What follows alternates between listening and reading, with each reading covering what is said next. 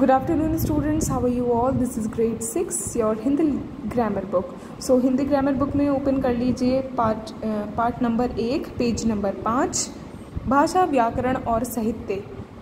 इसमें हम क्या पढ़ेंगे? एक्चुअली इट्स साहित्य, ठीक है। भाषा यानी लैंग्वेज, व्याकरण ग्रामर होती है और साहित्य का मतलब होता है लिटरेचर, ठीक है। हमारी 2 बुक्स है ना, एक लिटरेचर हिंदी लिटरेचर की है और हिंदी ग्रामर की है, तो हिंदी साहित्य और हिंदी व्याकरण, ठीक है। आज हम पढ़ेंगे भाषा ग्रामर, भाषा व्याकरण और साहित्य के बारे में, ठीक है। चलिए पढ़ते हैं यहाँ से।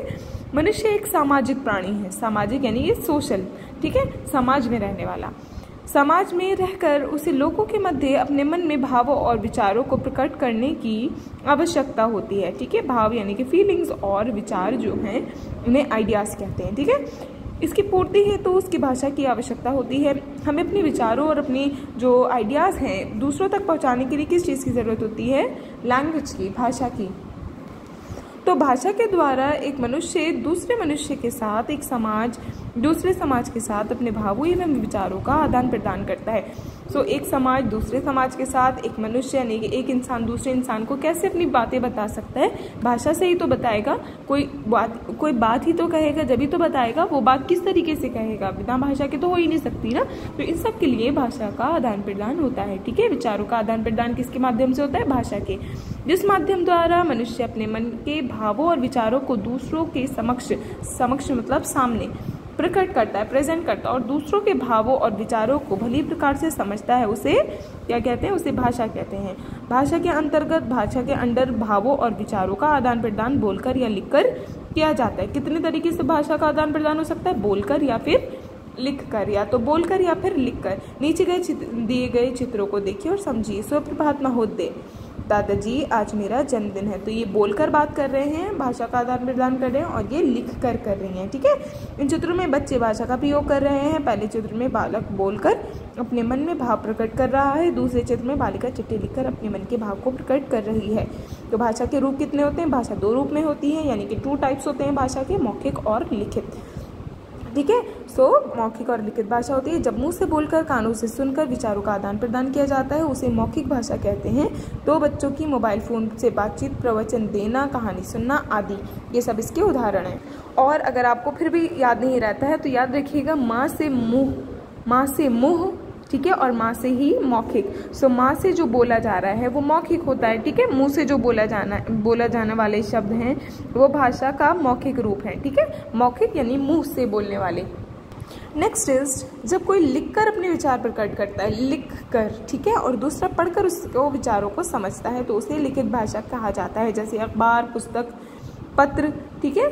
इस तरीके की ये भाषा लिखित हो जाती है। तो लिखकर जो है उसको लिखित भाषा कहते हैं। जो लिखकर भाषा बोली जाती है वो लिखित भाषा होती है, और उसको समझने के लिए हमें उसको पढ़ना पड़ता है। लेकिन मौखिक भाषा को किस तरीके से समझते हैं? सुनकर, ठीक है। कई बार संकेतों द्वारा भी मन के भावों का प्रकट किया जाता है, उसे सांकेतिक भाषा कहते हैं, ठीक है। जैसे आप पढ़ सकते हैं यहाँ पर, छोटा बालक जो अभी बोलना नहीं जानता, वे किसी वस्तु को लेने के लिए माँ के इशारे यानी संकेत को बताता है। चौराहे पर खड़ा यातायात सिपाही यानी कि ट्रैफिक पुलिस भी वाहनों को रोकने और जाने के लिए संकेतों का प्रयोग करता है। उपर्युक्त चित्रों से व्यक्त होने वाली भाषा को सांकेतिक भाषा कहते हैं, यानी इशारों से किसी बात को बताना। विशेष क्या है इसमें? मूक बधिर संकेतों द्वारा बातों का आदान प्रदान करते हैं। मूक बधिर यानी कि जो बोल नहीं सकते, ठीक है।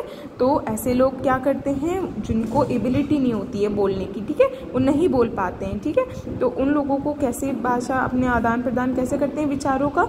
तो वो लोग इसी ही भाषा का प्रयोग करते हैं, सांकेतिक भाषा का, ठीक है। मुंह से बोलने वाली मौखिक भाषा, लिखकर बताने वाली लिखित भाषा, और संकेतों द्वारा व्यक्त की जाने वाली भाषा किसे कहते हैं? सांकेतिक भाषा। स्मरण रहे, यानी याद रहे कि संकेत द्वारा सभी तरह के भावों को प्रकट करना संभव नहीं है, ज़रूरी नहीं है कि हम, इसलिए सांकेतिक भाषा को भाषा के रूप में मान्यता नहीं मिलती, ठीक है।